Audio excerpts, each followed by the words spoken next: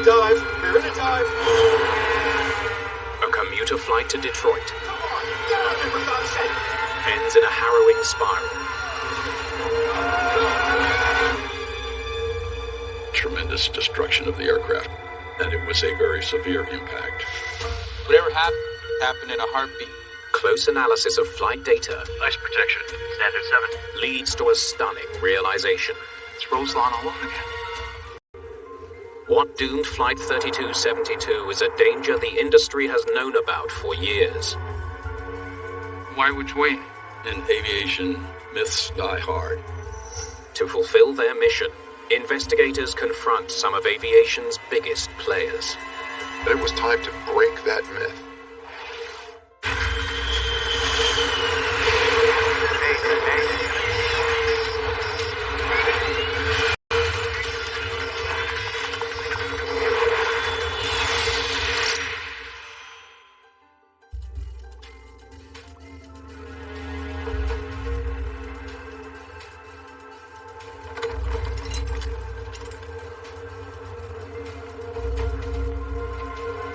26 passengers are on their way to Detroit, Michigan, aboard Comair Flight 3272.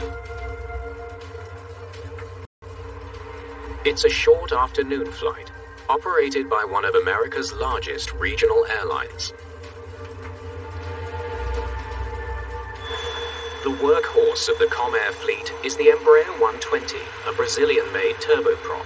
The airplane handled quite nicely just about every regime that you could think of that would be appropriate for the type of operation that we were doing. Dorinda Ogden has been a Comair flight attendant for 5 years. Here's your drink, Ken. Thank you very much for the icing. First Officer Kenneth Reese and Captain Dan Carlson have been trading piloting duties all day. This is the day's third leg, and First Officer Reese is at the controls. I flew with Kenneth 2 or 3 times. Stuart Lauer is a former Comair pilot. I found him to be a very capable pilot. He knew what he was doing. Out of Detroit, we're looking at 239 radio. Flight 3272 left from an airport near Cincinnati, Ohio at 3:08 p.m. It's expected to land in Detroit just after 4 o'clock in the afternoon. Passengers there safely and not scare them to death. Heading 030, join the arrival, Comair 3272. The crew has the plane on autopilot as they descend from 19,000 feet. Closing in on their destination, Just some bumps. they hit some unexpected turbulence. Despite the rough ride, the flight is still running on schedule.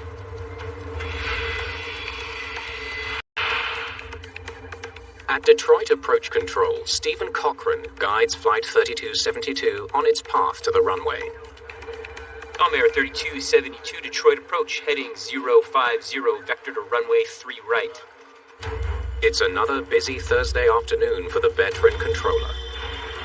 Detroit, Cactus 50 level at 13,000. The crew of an Airbus radios in. Cactus 50 Detroit, roger. Expect vectors for 3 right. The controller wants the larger Airbus to land before Comair 3272. The jet was much faster than the Comair flight, so the air traffic controller made the decision to give the jet priority over the turboprop and gave them a slower speed. Comair, maintain 190 knots, if unable advise. Roger. 190 knots, Comair 3272. First Officer Reese reduces his speed to 190 knots to let the incoming Airbus land first. The fact that 3272 was placed behind Cactus 50 added just a little bit to the maneuvering that was required. Ladies and gentlemen, we're on our final approach to Detroit. Please fasten your seatbelts and stow away your tray tables. The turboprop should be on the runway in less than 15 minutes.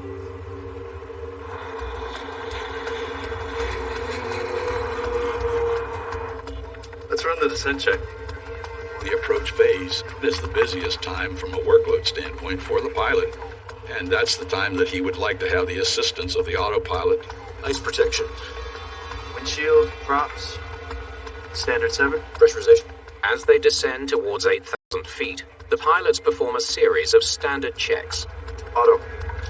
As you come in to land, we go into what's called a sterile cockpit. On. There's no chit-chat, it's just strictly business. Comair 3272, reduce speed 150. The control... Comair 3272, reduce speed 150. Speed 150. Comair 3272. They always gotta tell us everything twice. It's got a short-term memory disorder. Is that what that is? Yeah, that's what it is. Comair 3272, now turn left heading 090. Heading 090, Comair 3272. The airplane was responding properly to all the air traffic control inputs and not indicating any problem.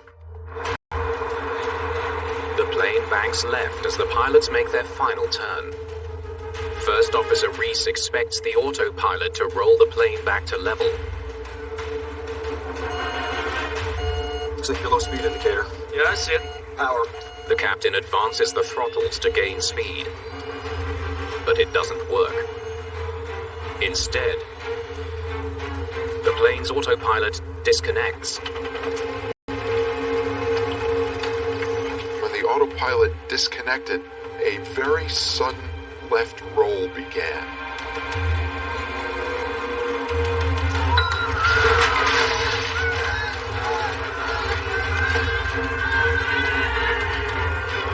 Reese struggles to level the plane by hand. The amount of effort it takes to move those control surfaces, you gotta muscle it until you can get it where you want it to go. He wrenches the control column to the right, trying to correct the steep left bank. Nothing really happened. The aircraft continued rolling over to the left.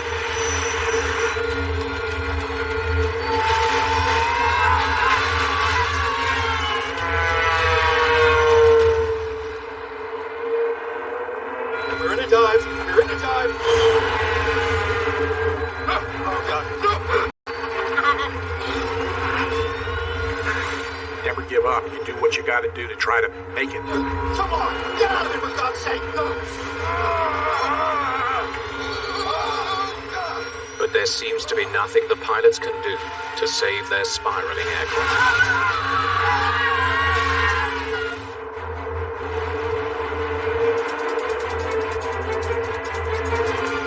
There was virtually no controllability. Nothing can be done. There's just insufficient altitude to recover.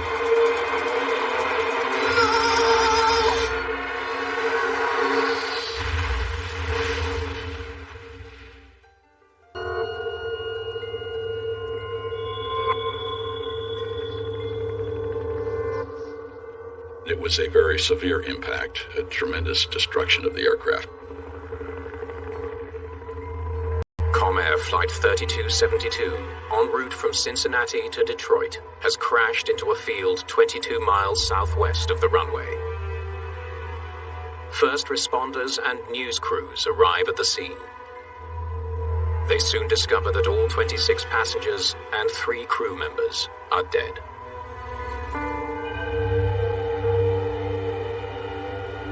We'd like to offer our condolences to the families. Our hearts go out to those that have lost their loved ones today. The sudden loss of 29 lives leaves families and friends in anguish. How could a commercial flight on approach to a major U.S. airport go so horribly wrong?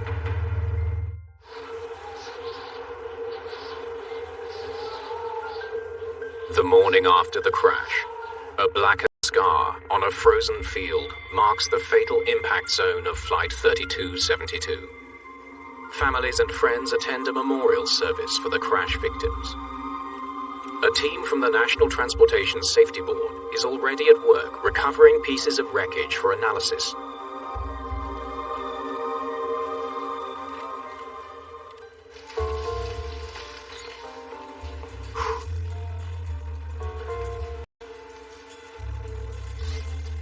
God, it's cold out there. NTSB systems specialist John DeLisi faces one of the biggest challenges of his career. We knew the airplane was on approach into Detroit. Something dramatic happened. Something went wrong suddenly. What a mess. The NTSB's Richard Rodriguez leads the investigation. Our mission is to find the cause of an accident, make recommendations that will prevent it from ever happening again. Their first task is to find the airplane's black boxes and get them to a lab for analysis. We spent about 8 hours that first day pulling the wreckage apart.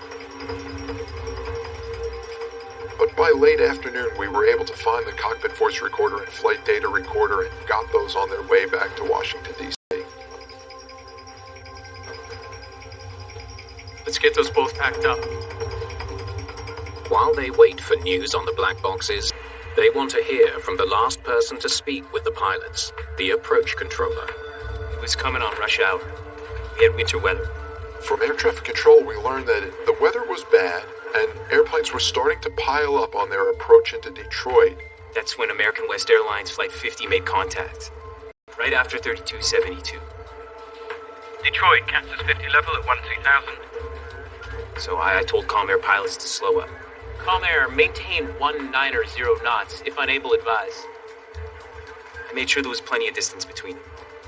There were other airplanes on approach to Detroit, so sometimes when they're in close proximity, there can be an issue with wake vortex coming off one airplane that may affect another. A wake vortex, a horizontal tornado that trails behind an aircraft. If one plane flies too close to the wake of another, it can encounter sudden and extreme turbulence. So, there's the Airbus, American West Airlines Flight 50. The Airbus is almost twice the size of the Embraer 120. And here's our Comair Flight 3272. Did the big jet's wake vortex knock Flight 3272 out of the sky? We needed to see if the accident airplane flew underneath that one and crossing its wake. The Embraer is miles back, 1,500 feet below the Airbus. Could have got caught in the wake. Get the data off to NASA, let's see what they think. A wake vortex incident seems possible, but investigators won't know for certain until experts at NASA analyze the radar data.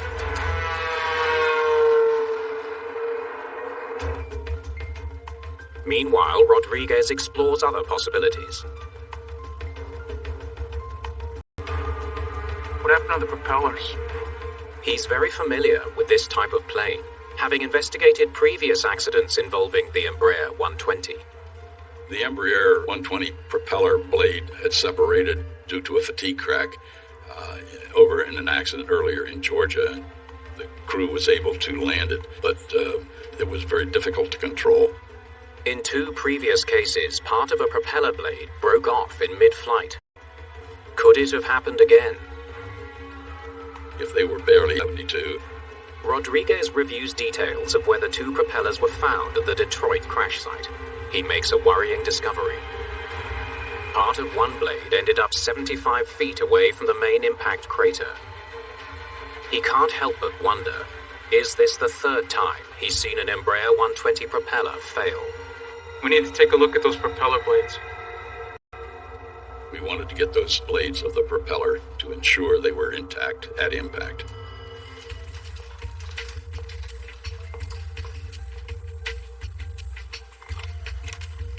Rodriguez studies the blade fragment, looking for evidence that they failed.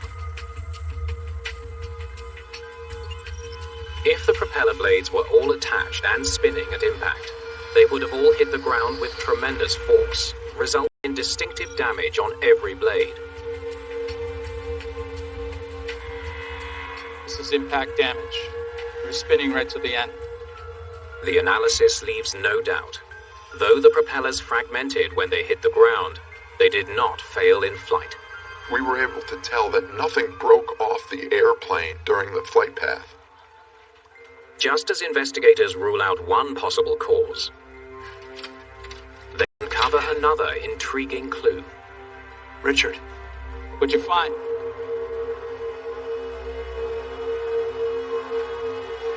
it's the engine fire lever. Looks like it's been pulled. Well, what do you know?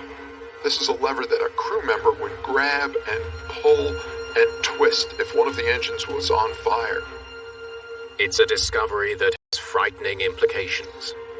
So, we looking at an engine fire here?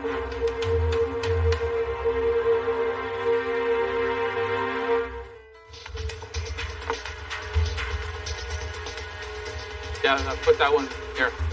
NTSB investigators explore a disturbing theory as they try to figure out why Comair Flight 3272 plunged from the sky. It looks like one of the pilots pulled an engine fire shutoff lever. The crew may have been fighting an in-flight fire. No doubt there was a fire, but when?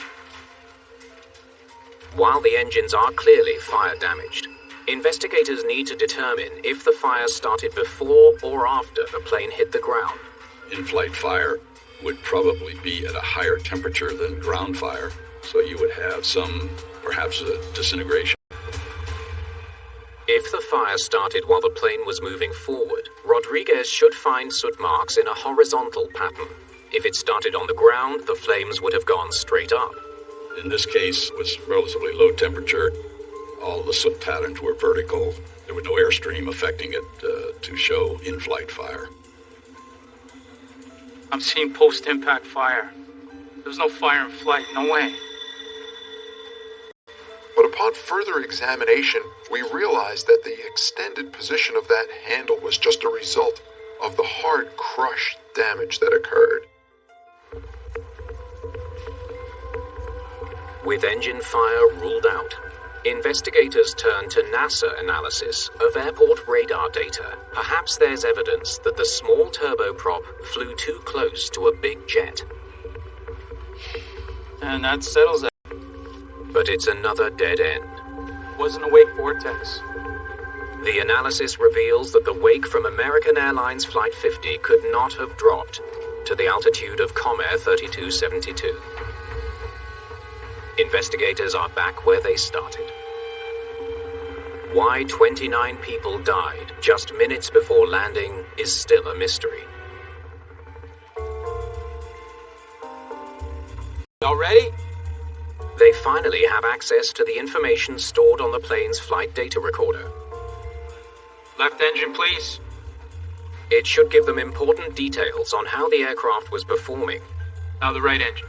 right up to the moment of impact. Here it's starting. The engines are guzzling fuel. The speed stays the same. The data reveals a puzzling detail. Just before the plane's sudden upset, the engines were working hard, but to little effect. The flight data recorder indicated that the aircraft had received significant degradation in the performance. Look what's happening here. Autopilot is on. Turn is done. Should level off here. But it doesn't. It keeps rolling. What really jumped out at us was the airplane continued to roll, even though the autopilot was commanding it to go back to wings level. Something's holding the engines back.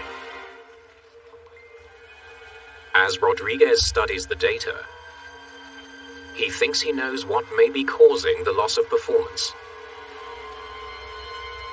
4,000 feet. Something he's seen before. Rose lawn all over again. In October 1994, the pilots of American Eagle Flight 4184 suddenly lost control of their twin turboprop. It plummeted from the sky and crashed near the town of Roselawn, Indiana. All 68 people aboard were killed. The cause was a phenomenon known known as icing, where a buildup of ice on the wings leads to an aerodynamic stall. When that happens, you're not producing the lift that you're supposed to. The loss of lift is what the word stall is pertaining to. When we stall a wing, we lose lift. Following the Roselawn accident, the FAA was very concerned about the performance of turboprop aircraft in icing conditions. The Federal Aviation Administration was so concerned that it conducted full-scale tests, flying a turboprop in supercooled precipitation sprayed from a water tanker. They found that the aircraft did accumulate ice on the top of the wing to generate significant drag. The flight test's most dramatic finding was that a layer of ice as thin as a sheet of sandpaper could cause major problems for pilots. And we were very surprised to see that a trace amount of ice was enough to affect the aerodynamics and possibly cause a wing to lose lift. In March 2001, a turboprop suffered severe icing and plummeted 8,000 feet before the captain managed to regain control. That captain was Stuart Lauer. I had the shakes, something fierce. I mean, the adrenaline was flowing. Just like Stuart Lauer's flight. Set velocity indicator. Yeah, that's it. Comair 3272 dropped from the sky in an instant. It's very complex aerodynamically, especially when there's ice contamination on the airplane. At that point, it's very hard to recover unless you gain airspeed. And the only way to do that is point the nose to the ground, not something that a pilot wants to do while trying to recover an airplane.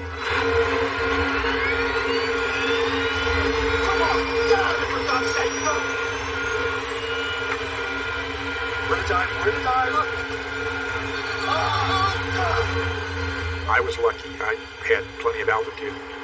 It took me over. They didn't have it. They only had 4.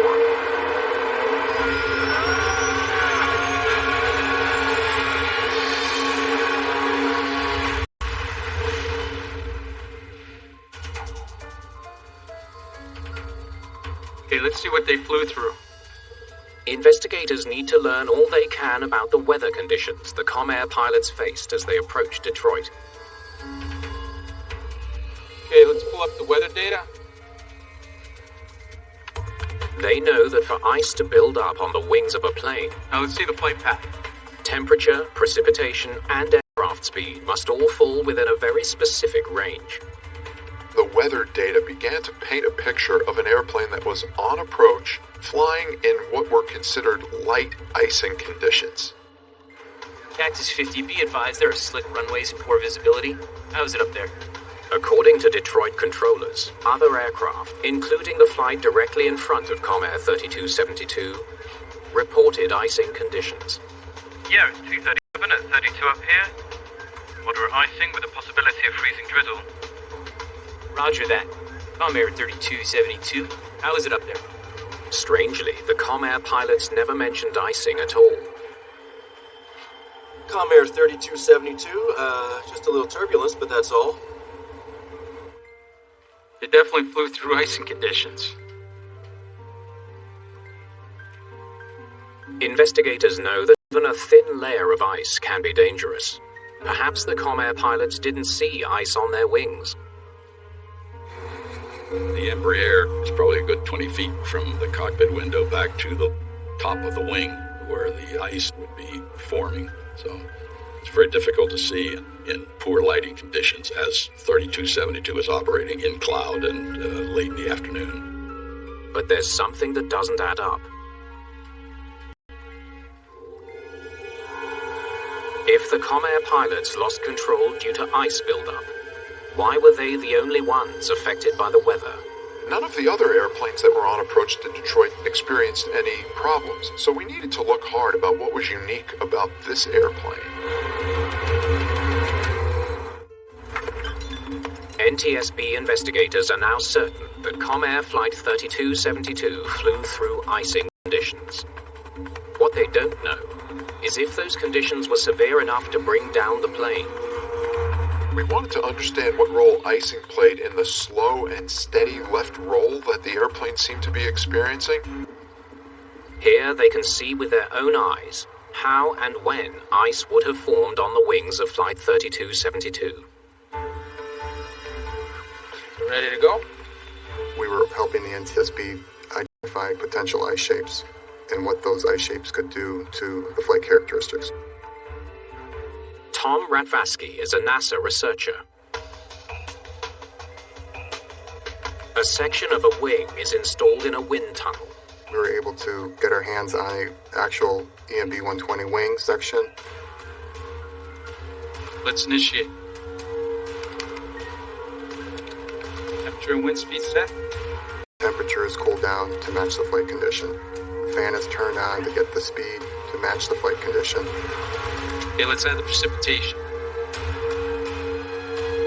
There's also a spray bar system which introduces the liquid water into that airstream. The test simulates the exact conditions faced by Flight 3272.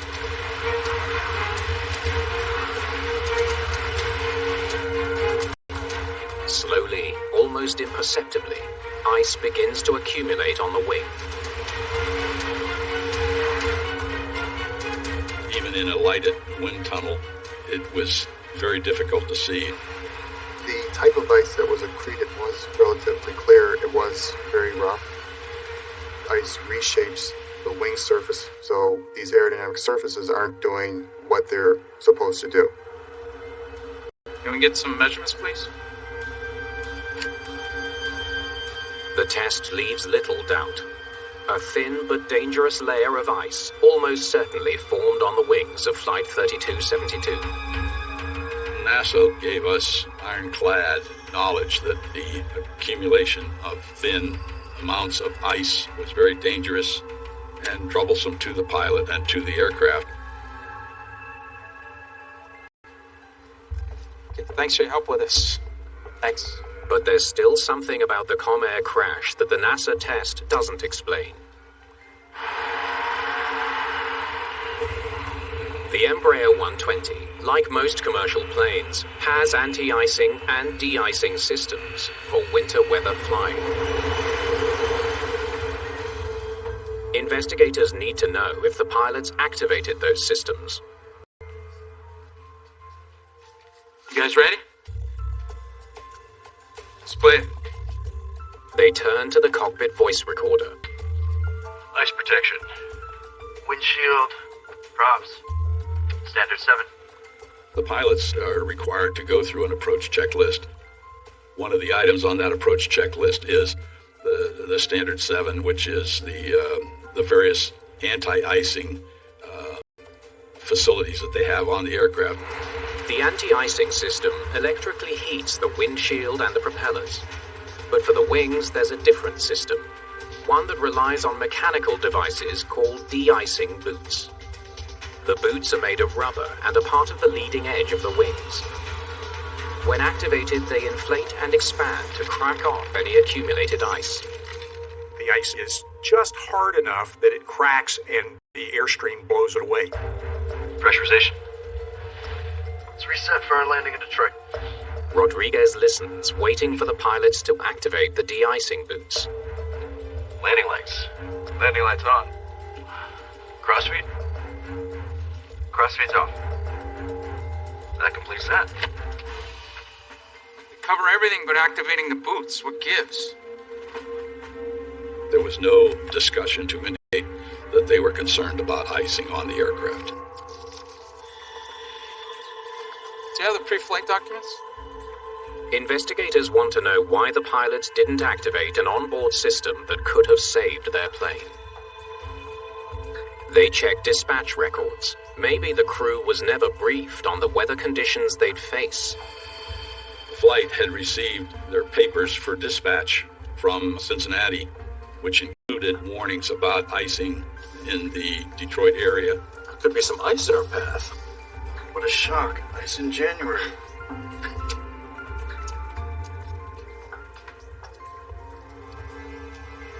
They knew they were going to hit ice, but then never popped the boots. The de-ice boots did not appear to have been activated, so we really wanted to take a good hard look at when that system should be used and why it wasn't used on this approach.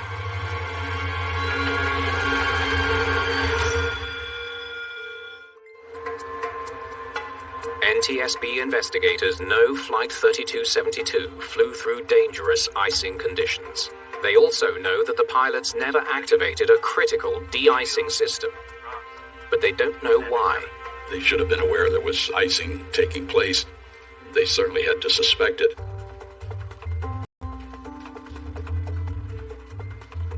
The pilot's work record.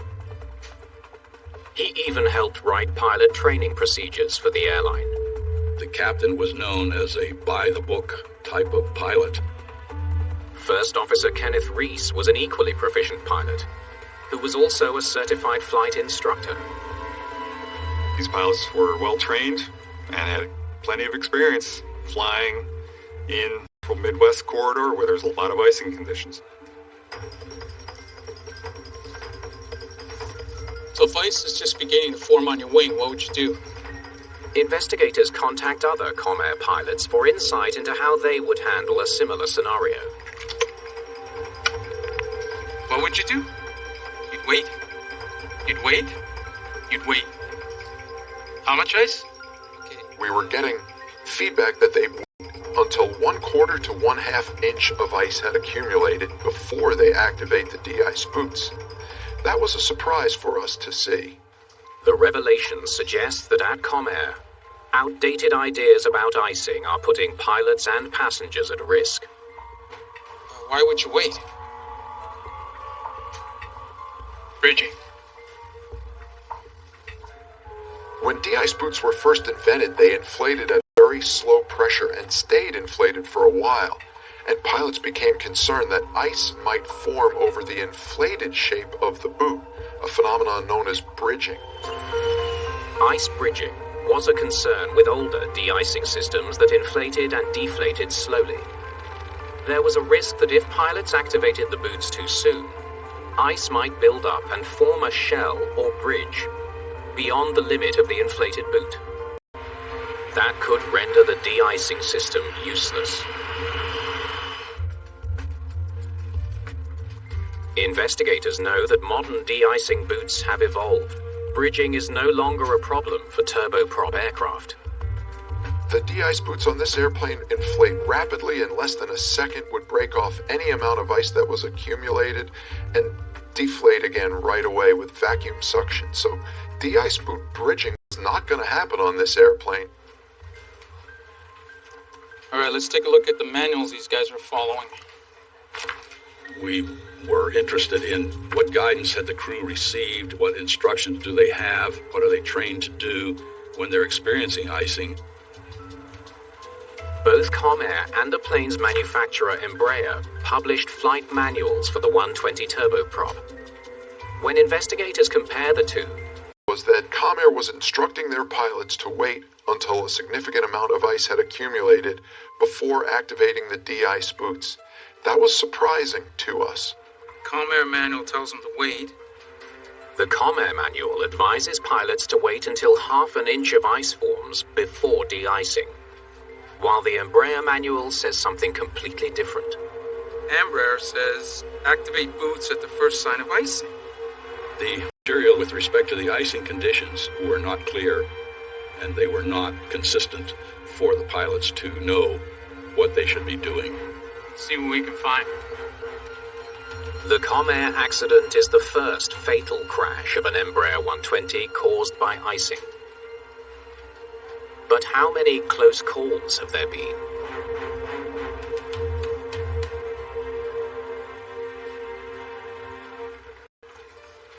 Six in less than 8 years. Man, oh man. There were 6 previous loss of control accidents involving icing with the Embraer, which is pretty significant. So what did the FAA do about this? It's a disturbing record of accidents. Investigators wonder what steps the FAA has taken to fix the problem. The Federal Aviation Administration is responsible for setting safety standards throughout the industry.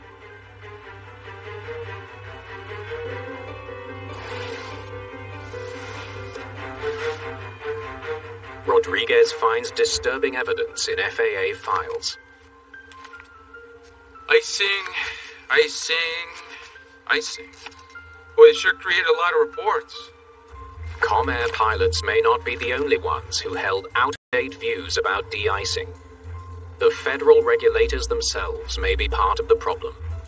I think we began to realize that we were working not against knowledge that wasn't out there. We were working against a long-thought trend in aviation that de-ice boot bridging is a concern. De-ice boot bridging was a myth.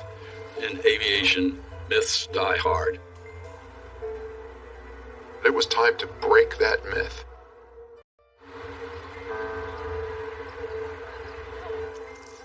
Investigators are trying to understand why Comair and Embraer provided conflicting instructions to pilots regarding icing.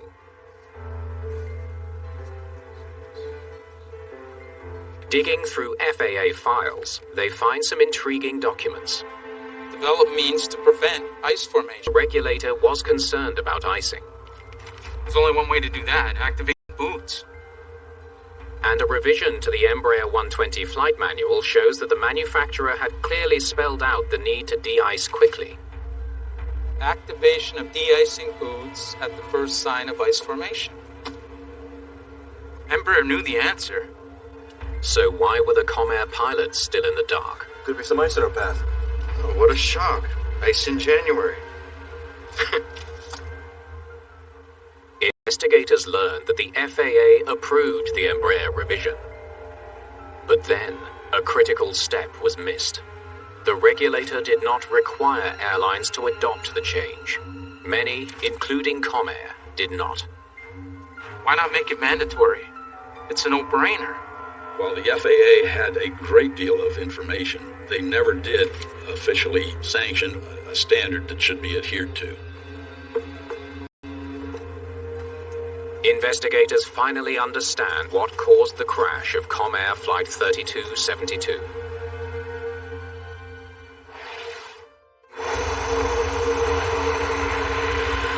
Just before landing, Ice protection. the pilots enter icing conditions. But the captain, following airline procedures, does not activate the de-icing boots. It's reset for landing in Detroit. Looks good.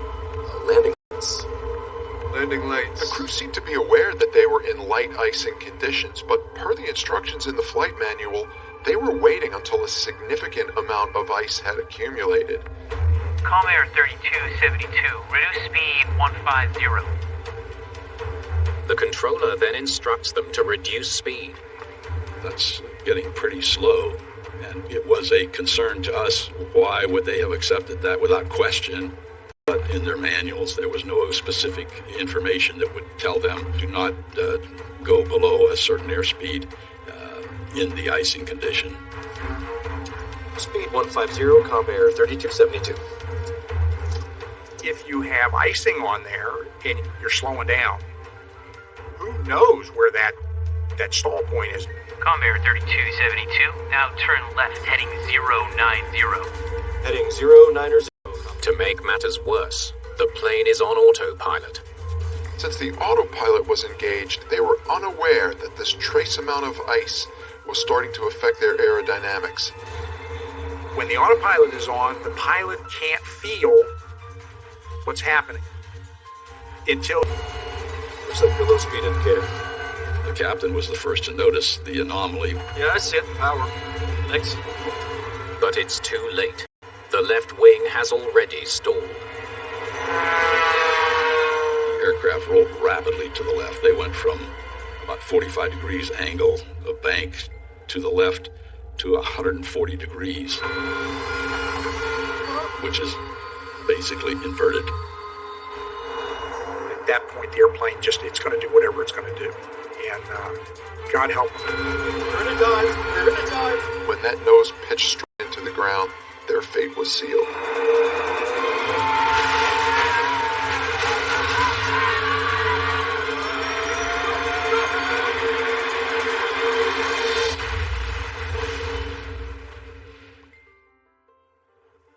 Sorry.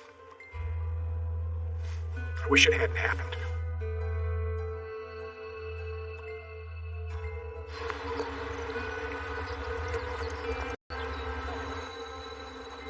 The NTSB lays blame for the accident on the Federal Aviation Administration. The agency failed to establish adequate standards for flights in icing conditions. Ultimately, we didn't believe that the FAA put forth the right leadership to help dispel the myth of de-ice boot bridging. They recommend that all pilots be informed of the need to activate the boots the moment they encounter icing conditions.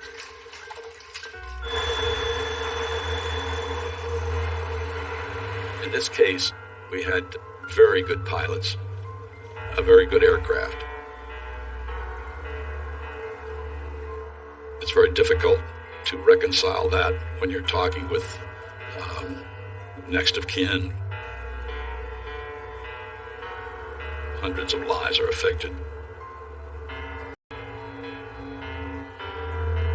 We now have information that could prevent that.